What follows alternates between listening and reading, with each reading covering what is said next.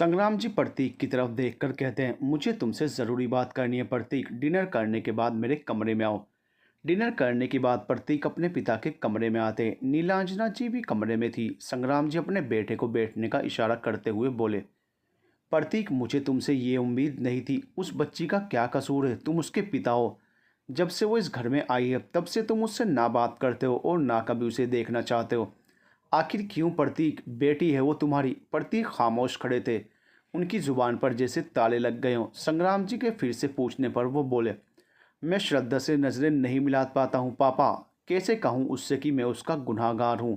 उसकी माँ ने अपनी जान मेरी वजह से दी है। जब भी उसे देखता हूँ तो मुझे राधा का चेहरा साफ साफ नज़र आने लगता है।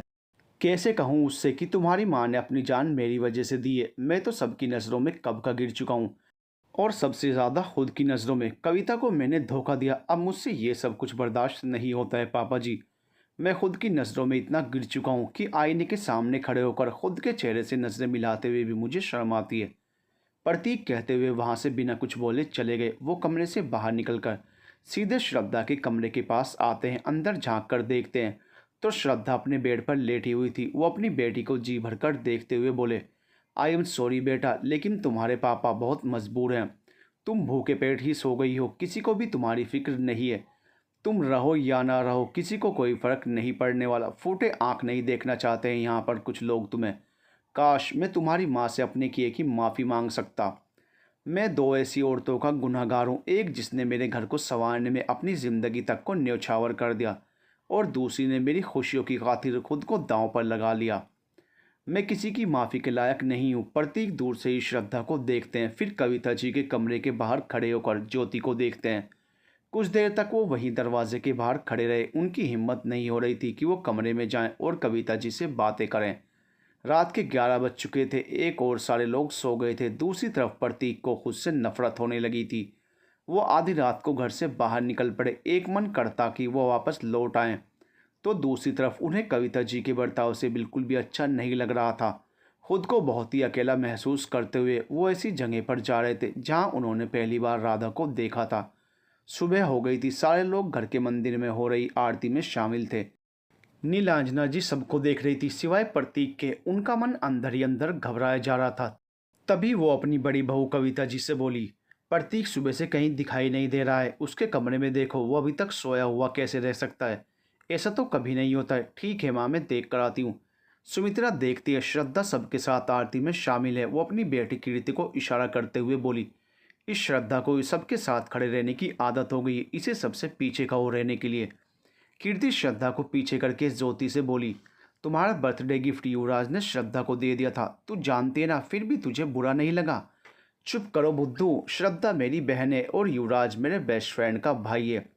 मन्नू ने मुझे गिफ्ट दिया ना, तो फिर अब चुपचाप हाथ जोड़। कविता जी कमरे में आती हैं लेकिन प्रतीक उन्हें कहीं नहीं मिलते।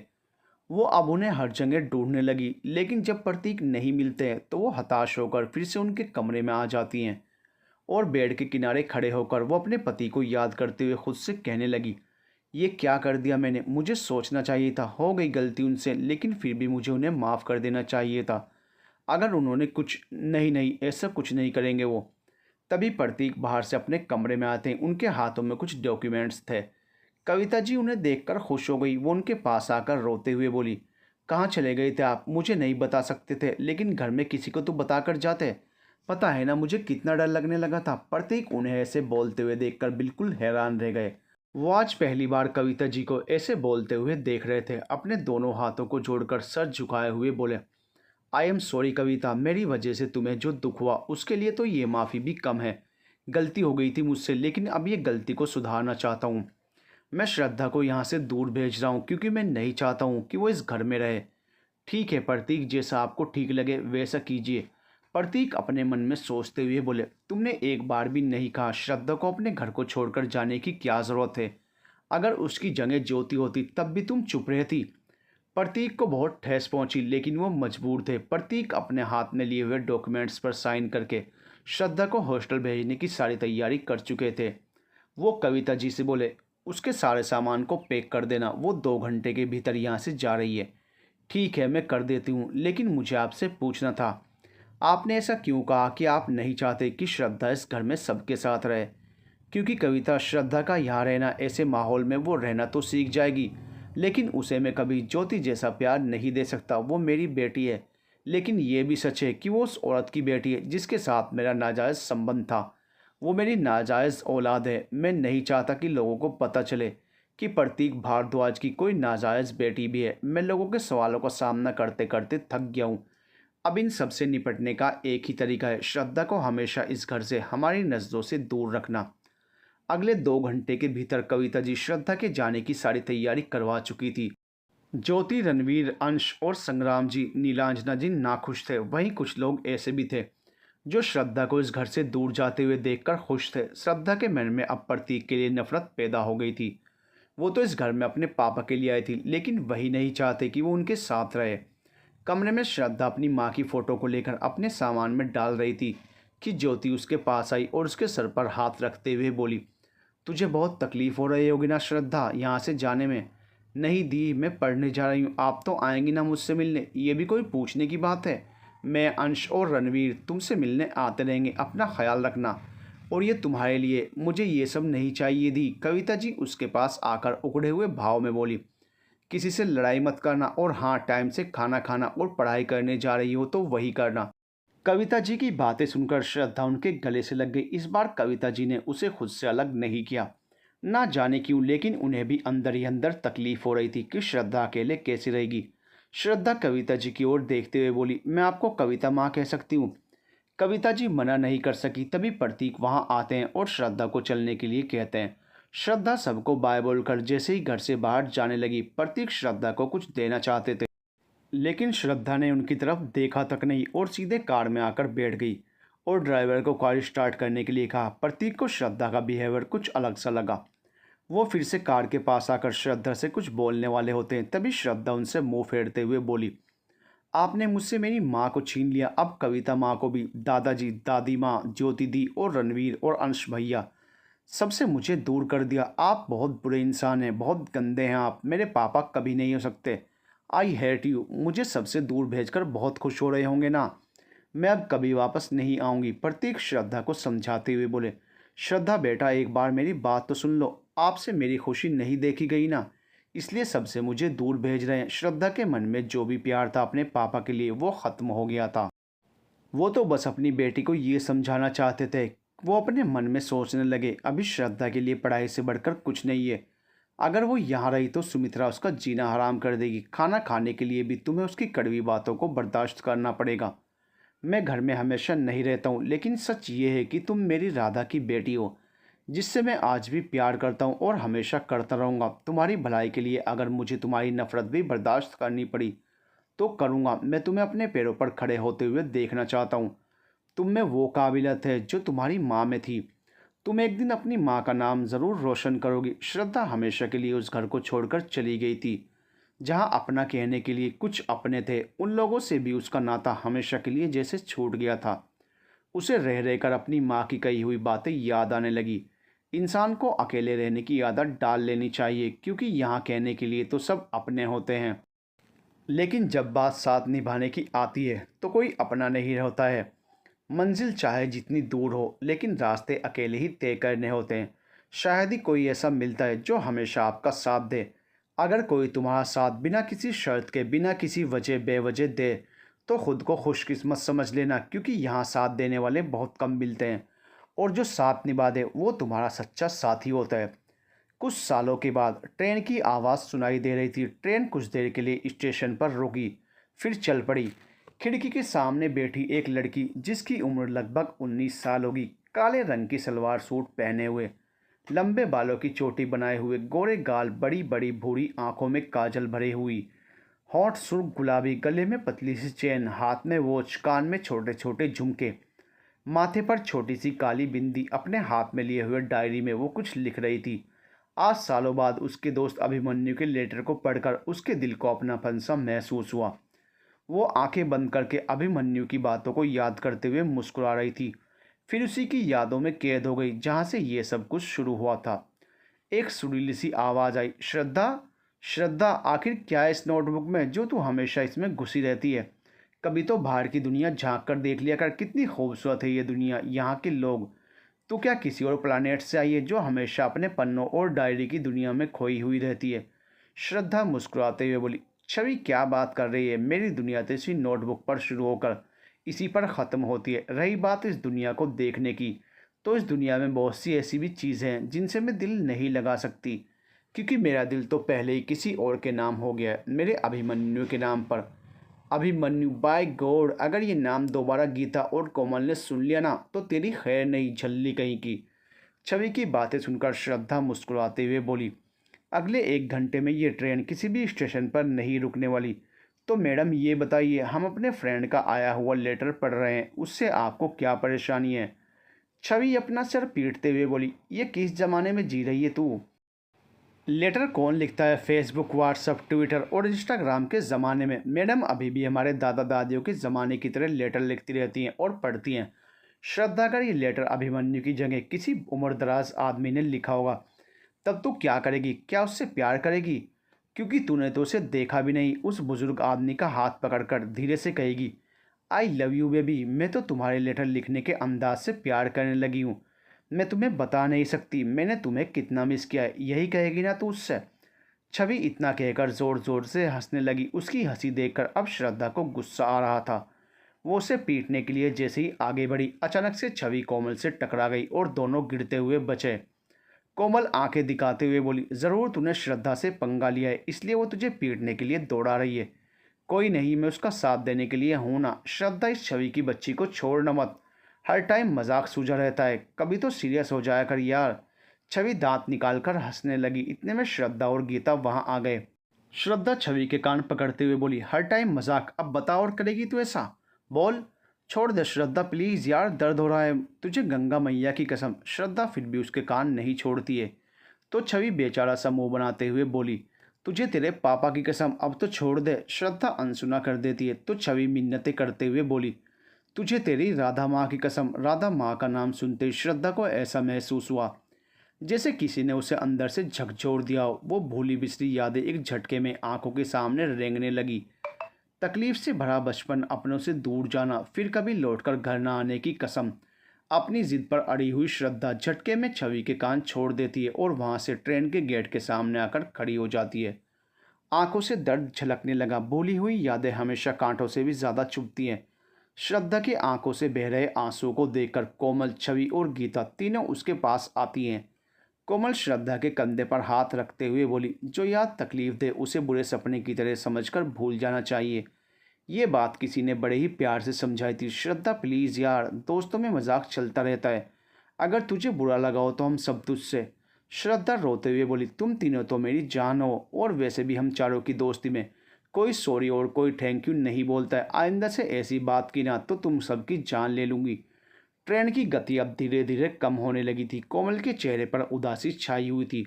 उसे देखकर श्रद्धा बोली, तू अब भी उस पागल के बारे में सोच रही है? तूने उसे डंप किया है तो फिर इतना सोच क्यों रही है? क्या सचमुच उसका और तुम्हारा सीरियस मैटर था? कोमल, अब बोल भी। कॉलेज कांड में सिर्फ 10 दिन बाकी हैं, इसलिए हम सब इंजॉय करने भोपाल आए हैं। तुम्हारा शहर, तुम्हारे घर में अब तू ही मुंह लटकाए हुए रहेगी, तब तो हो गया सब कुछ। कोमल सबकी ओर देखते हुए बोली, पापा ने मेरी शादी अपने फ्रेंड के बेटे से तय कर दी है, कल मेरी सगाई है। वाट?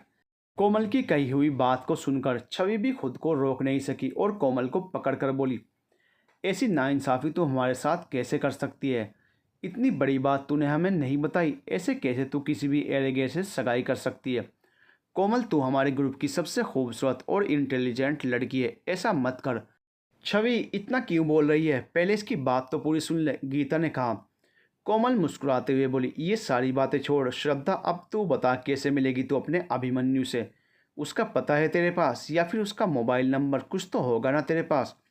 तूने जाने से पहले उसे लास्ट लेटर में बताया था तू कहाँ जा रही है। उसके बाद से अभिमन्यु ने तुझे वहीं पर लेटर भेजना शुरू कर दिया, लेकिन तूने उससे उसकी एक फ़ोटो तो मांग ली होती।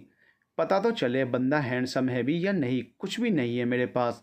मैं तो इस उम्मीद पर हूँ कि किसी ना किसी दिन किसी बहाने से ही सही, लेकिन वो मेरे पास लौट आएगा। उसके लिखे हुए सारे लेटर मैंने संभाल कर रखे हैं। वो भी मेरे लेटर को ऐसे ही अपने दिल के पास संभाल कर रखता होगा। मेरा दिल कहता है हम बहुत जल्द ही एक दूसरे से मिलने वाले हैं। और देखना, जिस दिन भी वो मेरे सामने आ गया तो मैं पहचानूं या ना पहचानूं, लेकिन वो अपनी श्रद्धा को ज़रूर पहचान लेगा। श्रद्धा किसी दीवानी की तरह बोल रही थी। लेकिन तू उसे पहचानेगी कैसे? ना तो तूने उसे सालों से देखा है और ना ही उसने तुझे देखा है। फिर ये सब कैसे पॉसिबल है? ये तेरा कहीं कोई ड्रीम तो नहीं, क्योंकि रियल लाइफ में ऐसा कुछ नहीं होता है। मेरी जान, किससे कहानियों की बातें अलग हैं, असल ज़िंदगी में प्यार होता है और साथ में तकरार भी। हैप्पी एंडिंग नहीं होती है ना। वो एक बार मेरे सामने तो आ जाए, मैं उसे पहचान लूँगी। और तू इतनी सीरियस मूड में इतनी इमोशनल सीन क्रिएट कर दिया तूने। अंकल से मैं बात करूँगी, तुम्हारी स्टडी इम्पोर्टेंट है ना कि सगाई। श्रद्धा के इतना बोलते ही ट्रेन एक स्टेशन पर आकर रुक गई। कुछ पैसेंजर ट्रेन में चढ़ने लगे और किसी को उतरने की जल्दी थी। ट्रेन स्टेशन पर पूरे 45 मिनट के लिए रुकने वाली थी। श्रद्धा अपने दोस्तों की तरफ देखते हुए बोली, मैं पानी की बोतल, चिप्स और कुछ स्नैक्स लेकर आती हूँ। छवि उसे रोकते हुए बोली, रुक तू, मैं भी तेरे साथ चलती हूँ। श्रद्धा उसे मना कर देती है और खुद ट्रेन से उतरकर जाने लगी। जाते हुए वो किसी शख्स से टकरा गई, जिससे उसके हाथ से मोबाइल छूटकर नीचे गिर गया। वो शख्स इतनी जल्दी में था कि श्रद्धा को बिना देखे ही सॉरी बोलकर ट्रेन की तरफ भागते हुए चढ़ने लगा। श्रद्धा गुस्से से उसे पीछे से देखते हुए बोली, सॉरी माय फुट, इसकी तो ऐसी की तैसी। और नो, मेरा मोबाइल टूट गया, अब क्या करूँगी मैं? ऐसे पागल पैसेंजर ट्रेन में सफ़र करने आते ही क्यों हैं? अगर इन्हें इतनी जल्दी होती है तो हवाई जहाज़ पर सफ़र करें। मेरा मोबाइल तोड़ दिया, छोड़ूंगी नहीं। उसके सॉरी का अचार डालूंगी क्या मैं? अफसोस करते हुए श्रद्धा दुकान से पानी का बोतल, चिप्स और कुछ स्नैक्स के पैकेट लेकर ट्रेन में आती है और सारी बातें अपनी फ्रेंड्स को बताती है। सबके चेहरे पर हंसी थी, क्योंकि श्रद्धा के मोबाइल से अब वो लोग भी छुटकारा पाना चाहते थे। श्रद्धा गुस्से भरी निगाहों से तीनों की ओर देखते हुए बोली, बहुत हंसी आ रही ना? मेरा मोबाइल टूट गया उस जंगली इंसान की वजह से। कहीं वो जंगली इंसान अभिमन्यु तो नहीं था ना? हो भी सकता है, तूने थोड़ी ही देर पहले कहा था। तेरा दिल कहता है कि तू उससे बहुत जल्द ही मिलने वाली है। चुप करो तुम सब। एक तो ऐसे ही मेरा मोबाइल टूट गया और तुम लोग बत्ती सी निकाल कर हंस रही हो। तुम लोग जानते हो ना ये मोबाइल मेरे लिए क्या अहमियत रखता है? मेरे लिए खास कविता माँ ने भिजवाया था। श्रद्धा बोल ही रही थी कि उसे एक बूढ़ी औरत नजर आती है, जो अपना सामान ट्रेन पर चढ़ने से पहले भूल गई थी। वो सबको अपना सामान लाने के लिए बोल रही थी, लेकिन लोग उनकी बातों को सुनकर भी अनसुना कर रहे थे। श्रद्धा भागते हुए जैसे ही उस बूढ़ी औरत का सामान उठाकर आ रही थी, अचानक ट्रेन आगे बढ़ने लगी। श्रद्धा भागते हुए ट्रेन को पकड़ने की सोच रही थी, तभी कोई शख्स पकड़कर उसे अंदर खींच लेता है। श्रद्धा उसके सीने से जा लगी थी। उसकी धड़कनें तेज रफ्तार से चल रही थी। वो लड़का भी श्रद्धा की धड़कनों को सुन रहा था। वो कुछ भी बोलने की हालत में नहीं थी। फिर वो श्रद्धा को खुद से अलग करता है और बिना कुछ बोले वहाँ से चला जाता है। श्रद्धा को वो लड़का कुछ अजीब सा लगा। वो अपने आप से बड़बड़ाते हुए बोली, ये कौन था जिसने मेरी हेल्प की और ख़ुद का चेहरा दिखाए बिना ही आगे बढ़कर चला गया? श्रद्धा उस बूढ़ी औरत का सामान देकर आगे बढ़कर जैसे ही जाने लगी, सामने वो शख्स आकर खड़ा हो गया। श्रद्धा उसे देखकर चौंकते हुए बोली, बिजली के खंभे की तरह खड़े हो गए, यहाँ और भी लोग हैं जिन्हें आना जाना होता है, सामने से हटो। श्रद्धा अपनी नजरें उठाकर जैसे ही उस शख्स को देखती है, बस देखती हुई रह गई। लेकिन वो फिर से बिना कुछ बोले आगे चला गया। वो दरवाजे के एकदम सामने खड़े होकर बाहर झांक रहा था कि श्रद्धा को लगा वो सुसाइड करने की कोशिश कर रहा है। वो हड़बड़ाते हुए उसके हाथ को पकड़ते हुए बोली, पागल हो गए हो क्या? सुसाइड करने की कोशिश कर रहे हो? इतने बड़े होकर भी अकल नहीं है? तुम जीना नहीं चाहते हो? इतने हैंडसम हो, कहीं तुम्हारी गर्लफ्रेंड ने तुम्हें धोखा तो नहीं दे दिया ना? शायद इस वजह से तो नहीं, लेकिन मेरे होते हुए तुम सुसाइड नहीं कर सकते। श्रद्धा फिर से बड़बड़ाने लगी, ये गूंगा तो नहीं है ना? या फिर किसी सदमे में तो नहीं है? वो लड़का श्रद्धा के हाथ से अपने हाथ छुड़ाते हुए बोला, मेंटल हॉस्पिटल से भागी हुई हो क्या सिली गाइल? श्रद्धा गुस्से से उसे देखते हुए बोली, एक तो मैंने तुम्हारी हेल्प की और उल्टा तुम मुझे सिली गर्ल बोल रहे हो। सन की इंसान, तुम्हें मुझे थैंक यू बोलना चाहिए, ना कि मेरी इंसल्ट करनी चाहिए। मेंटल मैं नहीं तुम हो, और सिर्फ मेंटल ही नहीं, साइको भी हो, खड़ूस कहीं के। वो लड़का गुस्से में श्रद्धा की तरफ पलटा और उसके बिल्कुल करीब आने लगा। श्रद्धा उसकी नीली आंखों में देखकर डर के मारे अपने कदम पीछे करने लगी, लेकिन वो जैसे ही एक और कदम पीछे करती, वो लड़का उसका हाथ खींचकर अंदर ले आया और उसे घूरते हुए देखा। मैं चाहूँ तो तुम्हारी कैंची की तरह चल रही जुबान को 1 मिनट में चुप करा सकता हूँ, और यहाँ कोई देखने वाला भी नहीं है। एक बार इस ट्रेन में से मैंने तुम्हें धक्का दिया तो तुम्हारी सांसें रुक जाएंगी, तुम्हारी लाश किसी को मिलेगी भी नहीं। इसलिए अपनी जुबान कब और कहाँ खोलनी चाहिए, ये समझ गई ना तुम? श्रद्धा बड़ी बड़ी आंखों से उसे देखते हुए हाँ में सिर हिलाती है, और वो लड़का मुस्कुराते हुए वहाँ से चला गया। उसके जाते ही श्रद्धा गुस्से में मुंह बनाते हुए बोली, सन की कहीं का, मुझे आंखें दिखाता है, तुझे तेरी नानी ने याद दिला दी ना, तो मेरा नाम भी श्रद्धा नहीं। लेकिन मैं माता रानी से प्रार्थना करती हूँ कि ये लड़का मुझे दोबारा कभी ना दिखे। श्रद्धा अभी भी उस लड़के को कोस रही थी और मन में बड़बड़ाते हुए बोली, थैंक गॉड ये मेरा अभिमन्यु नहीं है। अरे हो भी कैसे सकता है। उसकी मीठी मीठी बातें पढ़ने के बाद तो मैं अपनी सुध बुध खो देती हूँ। इस खड़ूस डोंकी की तरह नहीं है मेरा अभिमन्यु। वो मेरा बेस्ट फ्रेंड था, है और रहेगा। इसकी तरह नहीं है। माता रानी, मैं इसके बारे में बार बार बात क्यों कर रही हूँ। कुछ देर बाद ट्रेन फिर से एक जगह रुकती है। ट्रेन के रुकते ही श्रद्धा अपनी फ्रेंड के पास आई और अपनी कमर पर हाथ रखते हुए बोली, उफ, आज तो 2 बार मेरी जान जाते जाते बची है। आज का दिन बहुत बुरा बीत रहा है। पहले ट्रेन लेट आई, फिर मोबाइल टूट गया और उसके बाद वो खड़ूस डोंकी जिसने मेरा जीना हराम कर दिया। माता रानी से मैं प्रार्थना करूंगी वो मुझे कभी ना दिखे। कोमल कुछ कहती उससे पहले श्रद्धा अपनी आंखें बड़ी बड़ी करके फाड़ते हुए बोली, ओ नो, ये इस डब्बे में भी आ गया। अभी तो मैंने माता रानी से प्रार्थना की थी कि इसकी शक्ल मुझे अपनी लाइफ में दोबारा देखने को ना मिले। है माता रानी, आपको अपनी बेटी पर तरस आता है या नहीं? ये किस इंसान की शक्ल देखनी पड़ रही है मुझे? थोड़ी सी तो कृपा कीजिए। इस बार पक्का आपके मंदिर में आकर आपकी पूजा करूंगी। श्रद्धा को हड़बड़ाते हुए देखकर छवि से रहा नहीं जा रहा था। वो तपाक से बोली, मेरे बेस्ट फ्रेंड को परेशान करने वाले एमसी, तू तो हार्ट अटैक से मरेगा। इतनी गाली काफ़ी है या फिर और दूं? श्रद्धा छवि को घूरने लगी, लेकिन उसने फिर से बोलना शुरू कर दिया। श्रद्धा को उसकी बातें सुनकर हंसी आ गई। वो उसके सर पर चपत लगाते हुए बोली, झल्ली कहीं की, सोच समझ कर बोला कर। कोमल खिड़की के सामने बैठी हुई किसी गहरी सोच में डूबी हुई थी। उसके पास बैठी गीता श्रद्धा की तरफ देखते हुए बोली, पता नहीं ये ऐसी गुमसुम होकर क्यों बैठी है। ये हंसते बोलते हुए अच्छी लगती है। इसे अपने स्टाइल में समझाना। श्रद्धा श्रद्धा कोमल के कंधे पर अपना हाथ रखते हुए बोली, जिसने तुझे धोखा दिया उस साले का मुझे पता चला ना तो उसकी खैर नहीं। अगर कमिटमेंट नहीं कर सकता था तो प्यार करने की क्या ज़रूरत थी। ऐसे लड़कों को मैं सीधा करना अच्छे से जानती हूँ। उसने मेरी जान से भी प्यारी बेस्ट फ्रेंड के दिल को तोड़ा है। मैं उसे तोड़ कर रख दूंगी। बता ना कोमल, वो तेरे सामने गिड़गिड़ाते हुए आएगा और अपने घुटने पर बैठकर तुझसे माफ़ी न मांगी तो कहना। हाँ, कोमल के होठों पर हल्की सी मुस्कान आ गई। ये देख उसका मैसेज, वो इसी ट्रेन में है। अच्छा, तब तो आज उसे मज़ा चखा कर रहूँगी। छवि को अपने साथ लेकर जाती हूँ। अगले स्टेशन पर पहुँचने दे। वैसे वो किस डब्बे में है? हमारे बगल वाले डब्बे में है। ब्लैक कलर की हुडी पहना होगा, लंबा सा। और एक मिनट, मैं तुझे उसकी पिक्चर सेंड करती हूँ। श्रद्धा कोमल को समझाते हुए बोली, इतना बता दिया ना काफ़ी है। वैसे भी लड़के ब्लैक कलर की हुडी थोड़े ना पहने होंगे। मैं उसे पहचान लूँगी और उसे तुम्हारे पास खींचते हुए लेकर आऊँगी। तुम बस उदास मत होना। अगला स्टेशन आते ही श्रद्धा छवि का हाथ पकड़कर जाने लगी। गीता को डाउट होने लगा, कहीं ये कुछ उल्टा ना कर दे। गुस्से में जैसे ही उसे जाते हुए देखा, वो कोमल से बोली, कोमल, मुझे श्रद्धा को गुस्से को देखकर लग रहा है ये ज़रूर कुछ गड़बड़ करेगी। चल देखते हैं। कोमल, मैंने रोकने की कोशिश की लेकिन ये तूफान में किसी की सुने तब ना। कोमल और गीता दोनों वहाँ से दूसरे डिब्बे की तरफ जाने लगी। श्रद्धा छवि को ट्रेन के दूसरे डब्बे में ले आई। चारों तरफ अपनी नज़र दौड़ाने के बाद उसे एक लंबा चौड़ा सा लड़का ब्लैक कलर की हुडी पहने हुए दिखा, जो खिड़की की ओर देख रहा था। श्रद्धा ने उसे अपनी तरफ घुमाया और गुस्से में उसे पकड़कर एक ज़ोरदार थप्पड़ लगाते हुए बोली, तुम्हारी हिम्मत भी कैसे हुई मेरी बेस्ट फ्रेंड के दिल को तोड़ने की? प्यार प्यार बोलकर उसकी फीलिंग के साथ खेलने की। अच्छे से जानती हूँ तुम जैसे को, लेकिन तुम मुझे नहीं जानते हो। तुम जैसे सन की गुंडा मवाली क्या जाने प्यार क्या होता है। झन्नाटेदार थप्पड़ की गूंज से वो माहौल गर्म हो गया। सारे लोग युवराज और श्रद्धा को देखने लगे। अपने गाल पर हाथ रखकर युवराज खा जाने वाली निगाहों से श्रद्धा को देख ही रहा था कि पीछे से कोमल और गीता दोनों ये नज़ारा देखकर एकदम से शॉक्ड रह गई। कोमल श्रद्धा को खींचकर अपने सामने करते हुए बोली, श्रद्धा, ये क्या कर दिया तुमने? तुमने सौरभ को नहीं बल्कि किसी और को सौरभ समझकर उसे थप्पड़ लगा दिया। मैंने कहा था ना, सौरभ की फ़ोटो देख लो, सब कुछ गड़बड़ कर दिया तुमने। ये सुनते ही श्रद्धा छवि का चेहरा देखने लगी और अपनी आंखें छोटी करके युवराज की ओर पलटी।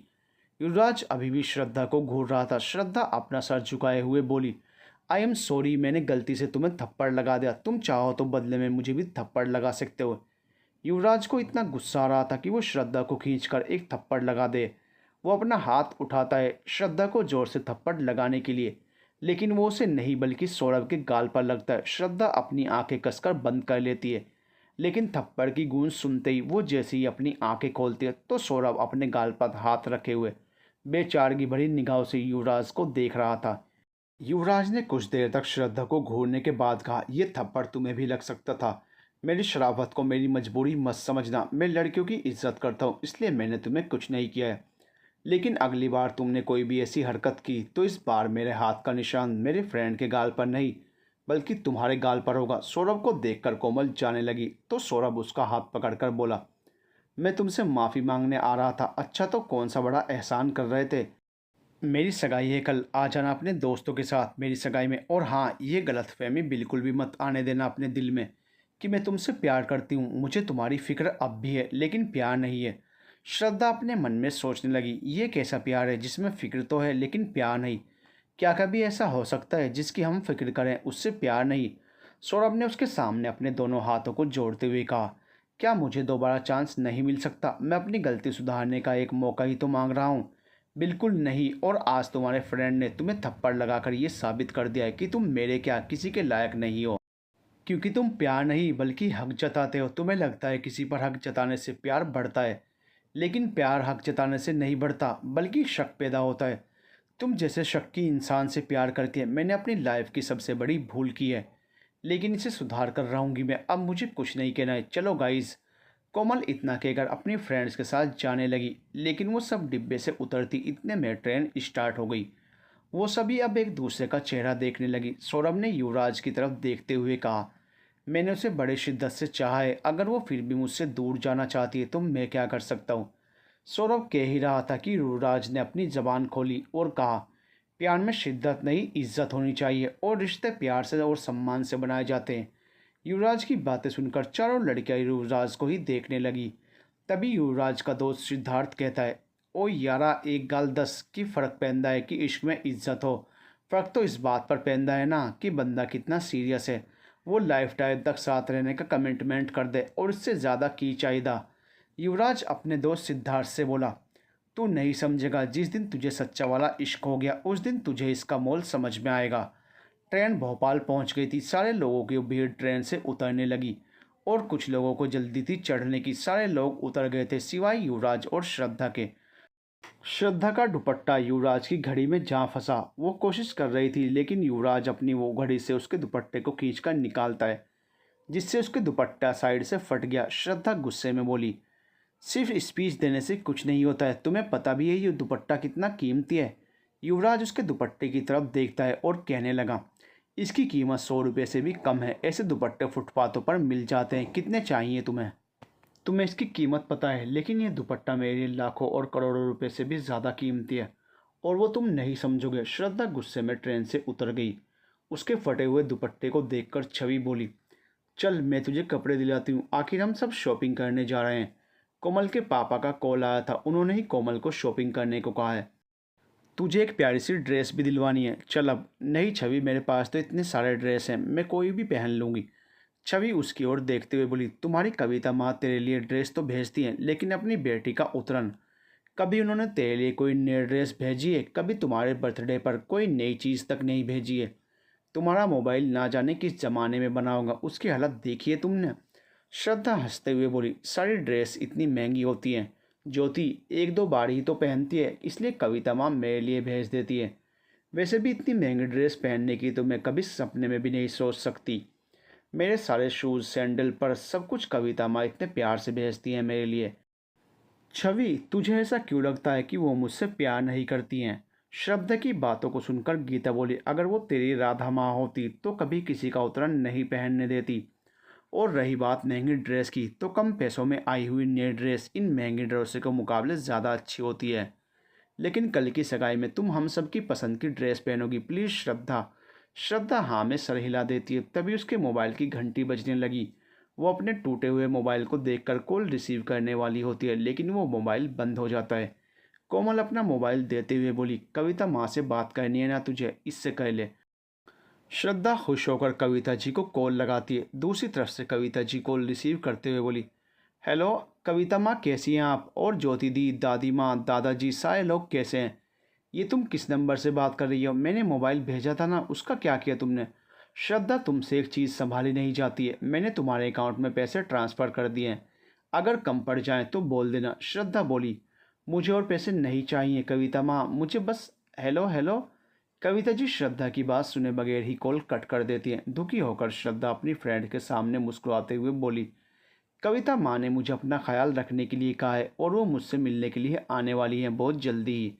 कॉल कट होते ही कोमल, छवि और गीता तीनों श्रद्धा की ओर देखने लगी तो श्रद्धा स्माइल करते हुए बोली, ओफो गाइस, क्या हुआ तुम सबको? मेरी कविता माँ से बात हो गई है। पता है उन्हें मेरी इतनी चिंता है कि मेरे बोलने से पहले ही पैसे भेज दिए। इतनी तो मेरी राधा माँ भी नहीं करती। सही कहा तूने, इतनी तो तुम्हारी सगी माँ राधा माँ भी नहीं करती जैसे तुम्हारी कविता माँ करती है। उन्होंने इतने सालों में तुझे कभी घर पर नहीं बुलाया। क्या तेरा मन नहीं करता अपनी फैमिली के साथ फेस्टिवल मनाने का, अपना बर्थडे सेलिब्रेट करने का? छवि की बातें सुनकर श्रद्धा फिर से स्माइल करते हुए बोली, मेरी जान, अगर मैं घर में रहती तो अपनी प्यारी प्यारी बेस्ट फ्रेंड से कैसे मिलती? जो होता है अच्छे के लिए होता है ना। इस बहाने से ही सही मेरी लाइफ में खुशियाँ तो हैं। तुम सब हो तो मुझे फैमिली नहीं चाहिए, क्योंकि दोस्त तो फैमिली से बढ़कर होते हैं ना। मैंने पहले ही सोच लिया था कि उस घर में मैं कभी नहीं जाऊंगी। छवि, गीता और कोमल तीनों एक दूसरे के गले लग गई। छवि की आंखों में आंसू आ गए। वो श्रद्धा से बोली, पागल, तूने अपने सेंटी बातों से मुझे भी इमोशनल कर दिया। तीनों शॉपिंग मॉल पहुंच चुकी थी। छवि लेडीज सेक्शन में जाकर श्रद्धा के लिए ड्रेस देखने लगी। उसे कोई भी ड्रेस पसंद ही नहीं आ रही थी। तभी कोमल एक रेड कलर के इवनिंग गाउन को देखते हुए बोली, छवि, उस गाउन को देख, ये हमारी श्रद्धा के लिए परफेक्ट है। उसे एक बार ट्राई तो करके देख श्रद्धा, तू सचमुच में इसमें कमाल की लगने वाली है। श्रद्धा बोली, छवि, इसे लेना ज़रूरी है क्या? हाँ ज़रूरी है, तू इसे ट्राई कर, मैं कुछ और देखती हूँ। मुझे अपने लिए बॉक्सिंग ग्लव्स लेने हैं। और कोमल, तुम भी अपने लिए ड्रेस देख लो। और गीता डार्लिंग, तुम्हें जो लेना है देख लो, मुझे टाइम लगने वाला है। छवि स्पोर्ट्स सेक्शन में आकर अपने लिए बॉक्सिंग ग्लव्स देखने लगी। इधर युवराज भी अपने दोस्तों के साथ उसी शॉपिंग मॉल में पहुंचा था। सिद्धार्थ अपने लिए हॉकी स्टिक लेने के लिए जैसे ही स्पोर्ट्स सेक्शन की ओर जाने लगा, युवराज ने उसे पीछे से आवाज़ देते हुए कहा, जरा बचकर, यहाँ लड़कियों से ज़्यादा भूतनियाँ होती हैं, वो भी खूबसूरत भूतनियाँ। कहीं उनकी ओर अट्रैक्टिव होकर अपनी नाक ना तुड़वा लेना। अबे साले, कभी तो शुभ शुभ बोल लिया कर, हर टाइम बस मजाक सूझता है तुझे। आता हूँ मैं थोड़ी देर में। सिद्धार्थ और युवराज की नोक-झोंक भरी बातें खत्म ही हुई थी कि सौरभ के चेहरे पर घनी उदासी छाई हुई देखकर युवराज उससे बोला, मेरे देवदास, क्या हुआ तुझे? इतने हैंडसम से फेस पर उदासी शूट नहीं करती है। बता, अब क्या बताऊं तुझे? सब कुछ पता है, फिर भी मैं कोमल को नहीं खो सकता। अपनी आंखों के सामने उसे किसी और का होते हुए कैसे देख लूं? जो सपने मैंने उसके साथ देखे थे वो मेरी जगह किसी और के साथ। थू है मुझ पर। मुझ जैसा बॉयफ्रेंड कभी हस्बैंड मटेरियल नहीं बन सकता। फूटी हुई है मेरी किस्मत। सौरभ की बातों को सुनकर युवराज उसके कंधे पर हाथ रखता है। तुझे किस्मत पर यकीन है ना, तो आजमा ले अपनी किस्मत। कोमल से तेरा प्यार सच में अगर सच्चा है तो वो लौट कर तेरे पास आ ही जाएगी, और अगर ये सिर्फ फिजिकल अट्रैक्शन है तो आकर भी वापस चली जाएगी। क्या तुझे अपने आप पर भरोसा है? युवराज की ओर देखकर सौरभ मुस्कुरा देता है और कहता है, मैं अपनी किस्मत आजमाने की कोशिश करता हूँ। पहले ये तो बता, तू जिससे प्यार करता है उससे कब मिलने वाला है? देख, अब तक इतने सालों में तुम दोनों एक दूसरे को लेटर के जरिए ही जानते रहे हो। ना उसने कभी तुझे देखा है और ना ही तूने उसे। ये कैसा प्यार है अगर तुम दोनों कभी मिले ही नहीं तो? और मान लो अगर आपस में टकरा भी गए तो कैसे पहचानोगे उसे तुम? कैसे मिलोगे अपने प्यार से युवराज? क्या सारी उम्र उससे मिलने के लिए इंतज़ार करते रहोगे? हाँ, मैंने उसे देखा नहीं, लेकिन इतना ज़रूर जानता हूँ कि वो इतनी खूबसूरत तो होगी जितना कि उसका दिल है। कभी मिला नहीं हूँ, लेकिन उससे मिले बगैर ही उसे दूर से इतना चाहता हूँ कि उसके अलावा अब इस दिल में किसी और से मिलने की चाहत नहीं है। उसे पहचानना मुश्किल है, लेकिन जब भी मैं उसे गले लगाऊंगा तो एक एहसास जागेगा मेरे दिल में। उसकी छुअन को महसूस करके उसे पहचान लूँगा। युवराज की प्यार भरी बातें सुनकर सौरभ दंग रह गया। वो हैरानगी भरी निगाहों से देखते हुए बोला, इतना प्यार करता है तू उससे, जिस लड़की को कभी तूने देखा नहीं? अगर तू उससे मिलेगा तो क्या होगा तेरा? मानना पड़ेगा तुम्हारे दिल को। तूने साबित कर दिया, प्यार वो नहीं है जो सिर्फ जिस्मों से किया जाए। प्यार तो वो है जो दूर रहकर भी अपने दिल में किसी के होने का एहसास जगाए रखे। युवराज इधर उधर देखने लगा, तभी उसका मोबाइल बजने लगा। वो कॉल रिसीव करता है। हेलो। हेलो के बच्चे, मैं तुम सबका इंतज़ार स्टेशन पर कर रही हूँ। कहाँ हो तुम सब? युवराज, तू भी ऐसा निकलेगा मैंने सोचा नहीं था। कहाँ हो तुम लोग? तन्वी, यार सॉरी, हम तो भूल गए थे। यहीं थोड़ी दूर पर शॉपिंग मॉल है, वहीं हैं हम। आ जाए यहीं पर। हाँ, मुझे भी शॉपिंग करनी है, कल मेरे भाई की इंगेजमेंट है। चल फ़ोन रख, मैं आ रही हूँ। तन्वी का नाम सुनकर सौरभ ने आंखें बड़ी करते हुए कहा, तन्वी का कॉल था ना, क्या वो यहाँ आ रही है? हाँ, लेकिन तू इतना घबरा क्यों रहा है? वो हम सबकी बेस्ट फ्रेंड है, तो फिर जब भी तू उसका नाम सुनता है या फिर वो आती है तो तुझे क्या हो जाता है? युवराज जैसे ही लिफ्ट से बाहर आया, उसकी नज़रें श्रद्धा पर पड़ी, जो अपना न्यू इवनिंग गाउन पहने हुए थी। युवराज की आंखें एक पल के लिए श्रद्धा पर जैसे ठहरी गई। उस गाउन में श्रद्धा सच में बहुत खूबसूरत लग रही थी। तभी पीछे से सौरभ कहता है, ये तो वही लड़की है ना जिसने तुम्हें। इसका मतलब कोमल भी यही है। युवराज, एक बार चलते हैं ना, मैं उसे मनाने की कोशिश करता हूँ। तुझे जाना चाहिए, मैं यहीं ठीक हूँ। युवराज वहीं रह जाता है। अचानक से श्रद्धा भी युवराज को देखती है।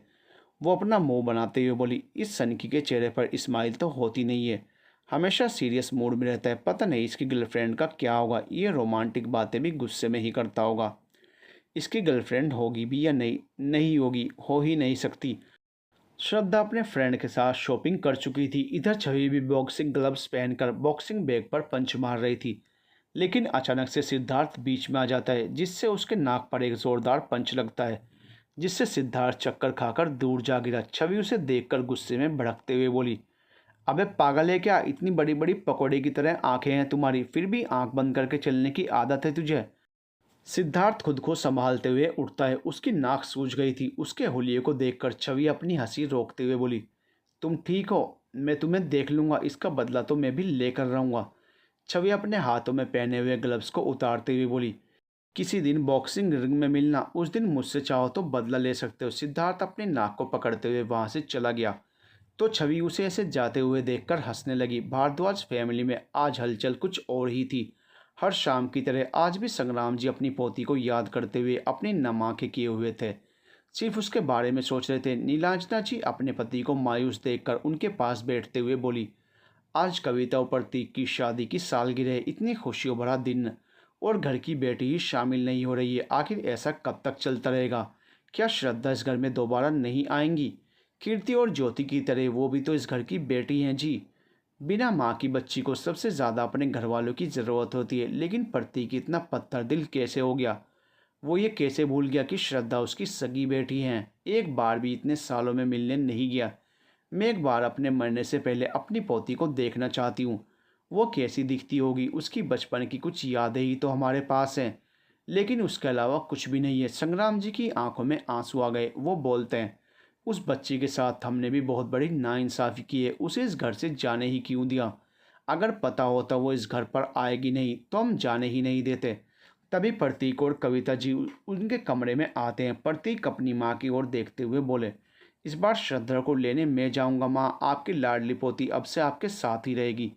संग्राम जी ने जैसे ही अपने बेटे की बातों को सुना, उनकी आंखों में नमी आ गई, लेकिन फिर भी चेहरे पर हल्की सी मुस्कान थी। वो अपनी खुशी जाहिर करते हुए बोले, मेरी बच्ची कब आ रही है प्रतीक? बहुत जल्द पापा जी। कीर्ति का कॉलेज ख़त्म होने वाला है, कॉलेज की पढ़ाई ख़त्म होते ही उसकी शादी हो जाएगी।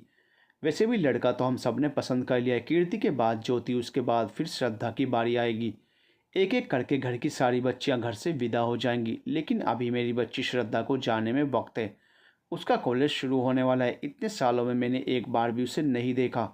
वो कैसी दिखती होगी? वो सबसे बात करती है, लेकिन मुझसे नाराज़ है। मेरी बच्ची, उसे लगता है मैंने उसे इस घर से बाहर निकाल कर अच्छा नहीं किया, लेकिन मेरा दिल जानता है मैंने सिर्फ अपनी बच्ची की भलाई के लिए उसे इस घर से दूर किया था, क्योंकि एक बिन माँ की बच्ची को बहुत ही नसीब से माँ का प्यार मिलता है। नीलांजना देवी अपने बेटे की इतनी गहरी बातों को सुनकर आश्चर्यचकित होते हुए बोली, इतनी बड़ी बात? तू सच में अपनी श्रद्धा से इतना प्यार करता है? तो फिर दिखावे के लिए उसके साथ अजनबियों जैसा व्यवहार क्यों करता है? उस बच्ची से नाराज़गी जताने से क्या मिला तुझे? माँ, मैं अपनी राधा को खो चुका था। मैं श्रद्धा से नज़रें नहीं मिला पाता था, क्योंकि कहीं ना कहीं मुझे आज भी ऐसा लगता है राधा ने मेरी वजह से अपनी जान दे दी। श्रद्धा मेरी बेटी है, मेरे प्यार की निशानी। उसके लिए जितना भी करूं उतना कम है मेरे लिए। मैं कविता, सुमित्रा और कीर्ति सभी को जानता हूं, वो मेरी बच्ची को जीने नहीं देती। इससे अच्छा यही था कि वो इस घर से दूर रहे, क्योंकि दूरियां इंसान को और भी ज़्यादा करीब ले आती हैं। रिश्तों में जो कड़वाहट होती हैं वो ख़त्म हो जाती हैं। प्रतीक इतना कहकर अपने कमरे में चले गए। नीलांजना देवी और संग्राम जी अपने बेटे की सूझबूझ को देखकर अंदर ही अंदर गर्व महसूस कर रहे थे, लेकिन संग्राम जी के चेहरे पर अभी भी परेशानी डेरा डाले हुए थी। वो सोचने पर मजबूर हो गए थे कि क्या श्रद्धा यहाँ आने के लिए मानेगी, उसकी नफरत कभी ख़त्म होगी भी या नहीं। इधर भोपाल में श्रद्धा की शॉपिंग के साथ साथ कोमल और गीता छवि की भी शॉपिंग हो चुकी थी।